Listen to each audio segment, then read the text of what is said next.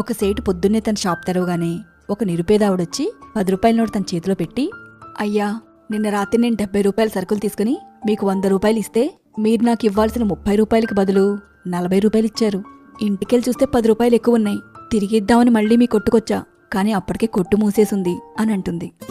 మీరెక్కడుంటారమ్మా అని సేటు అడిగితే, ఆదర్శ్ నగర్ 2వ వీధి అని ఆవిడ చెప్పగానే సేటు ఆశ్చర్యపోతూ, ఏమిటి, మీరు 2 కిలోమీటర్లు నడిచి మరీ ఈ 10 రూపాయలు తిరిగివ్వడానికి వచ్చారా అని అంటాడు.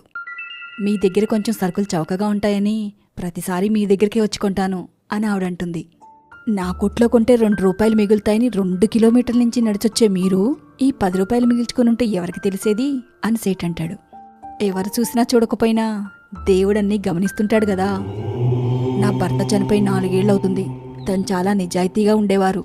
తనెప్పుడూ ఒక మాట అనేవారు, మనం మన కష్టార్జితం తప్ప ఎప్పుడూ ఒకరి సొమ్ము అన్యాయంగా తినకూడదు